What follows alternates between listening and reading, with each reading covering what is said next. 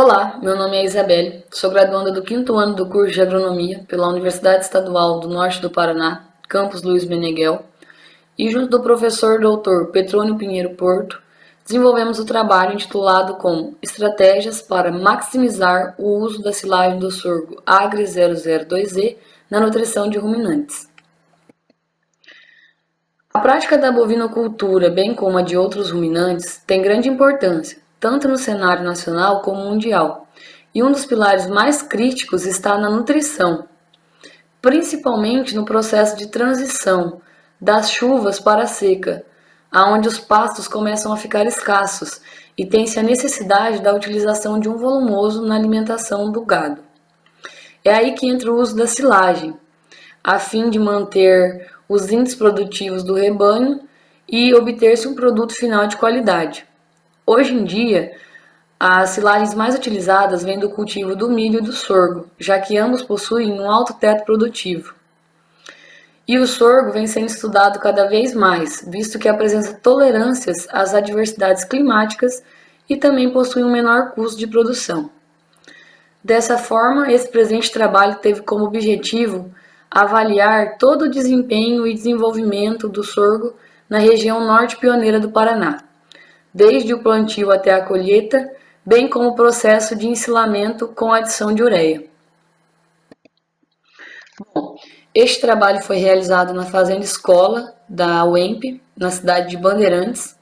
Ao total tivemos a área de 2,57 hectares e realizamos a adubação conforme a análise de solo, que foi de 250 quilos no momento do plantio e 200 quilos na adubação de cobertura 40 dias após o plantio.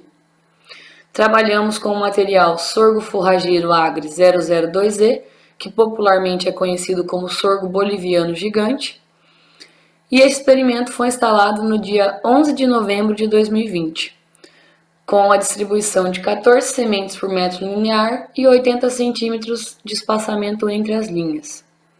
Realizamos o controle de pragas e daninhas conforme a necessidade do talhão, sendo que as pragas que tivemos mais problemas foi a lagarta do cartucho e o pulgão do sorgo. E ao total tivemos um acumulado de 594 milímetros de chuva, visto que nos materiais da Embrapa, o ideal para o cultivo do sorgo está em torno de 380 a 600 milímetros.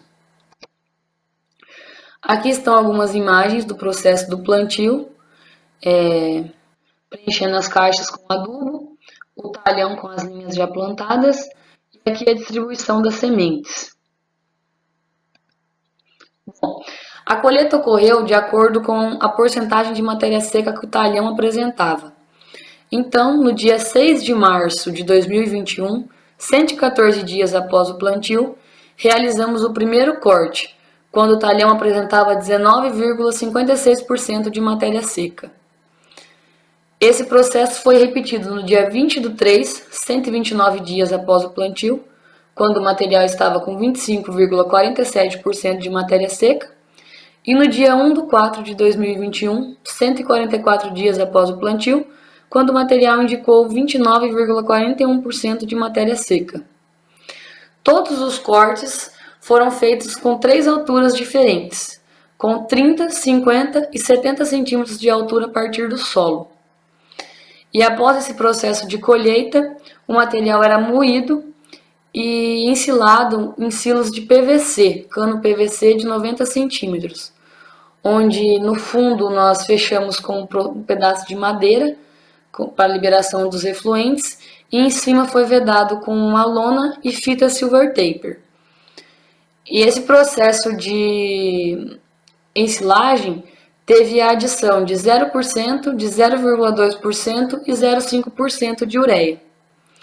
Além desses fatores, também avaliamos dias de fermentação, sendo que realizamos aberturas com 1, 3, 7, 14 e 30 dias de fermentação.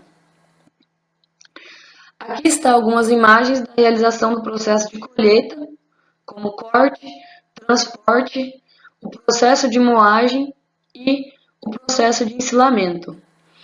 Então, nós jogávamos o material moído em uma lona íamos colocando nos canos de PVC, né? E tirando todo o oxigênio com esse pilão, a fim de obter a maior compactação possível e retirar todo o oxigênio.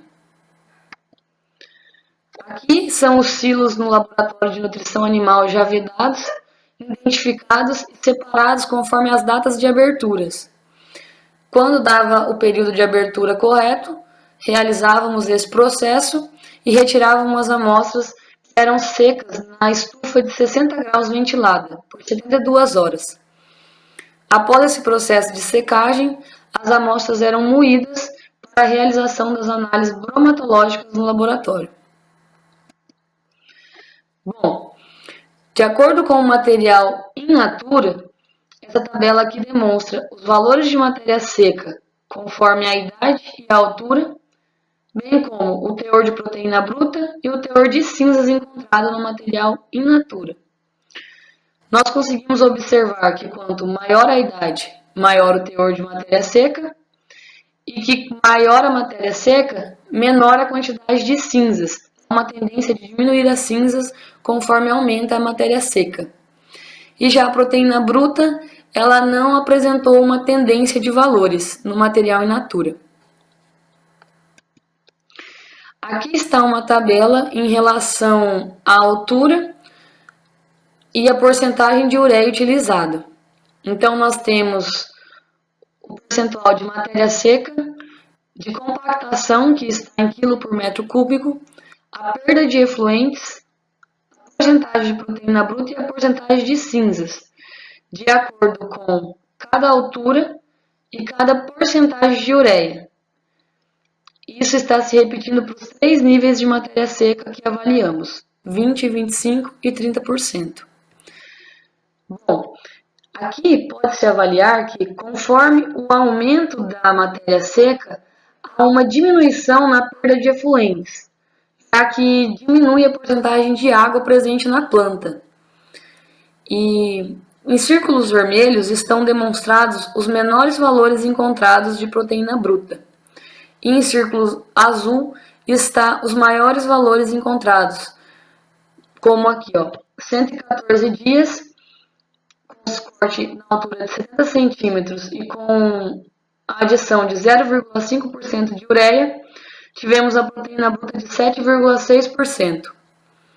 Já com 129 dias, aí próximo aos 25% de matéria seca, com a inoculação de 5% na altura de 70 centímetros, a maior proteína que obtivemos foi de 7,3%.